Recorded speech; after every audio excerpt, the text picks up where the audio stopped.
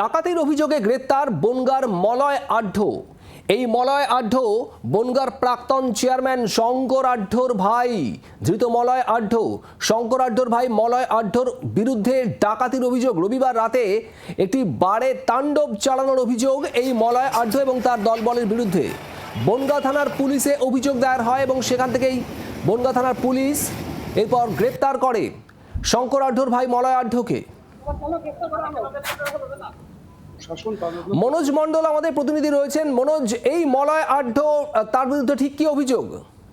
দেখো, এই মলয় আঢ্যর বিরুদ্ধে কিন্তু একাধিক অভিযোগ রয়েছে। তার মধ্যে বিভিন্ন রকম দুর্নীতি, তোলাবাজি সহ বিভিন্ন রকম অভিযোগ রয়েছে। কিন্তু সম্প্রতি যেটা জানা যাচ্ছে, ডাকাতির অভিযোগে কিন্তু বনগাঁ থানায় একটি অভিযোগ দায়ের করা হয়েছিল এবং সেই অভিযোগের ভিত্তিতে গত মঙ্গলবার তাকে কিন্তু গ্রেপ্তার করা হয়েছে। ঘটনা সূত্রে জানা যাচ্ছে যে গত রবিবার বনগাঁর একটি প্রভাবশালী তৃণমূল নেতা নিতাই দাসের বাড়ি কিন্তু তিনি এবং তার দলবল নিয়ে কিন্তু রীতিমতো তাণ্ডব চালায় এবং সেই অর্থে কিন্তু বনগাঁ থানায় একটি লিখিত অভিযোগ দায়ের করা হয়েছে এবং সেই অভিযোগের ভিত্তিতে কিন্তু মঙ্গলবার এই শঙ্কর আঢ্যর ভাই মলয় আঢ্যকে গ্রেপ্তার করেছে।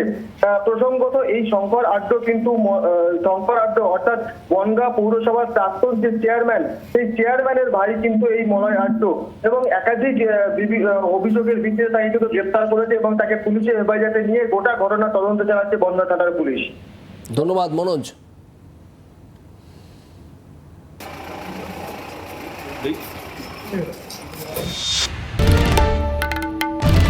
বাংলার আওয়াজ, বাঙালির আবেগ, জি 24 ঘন্টা।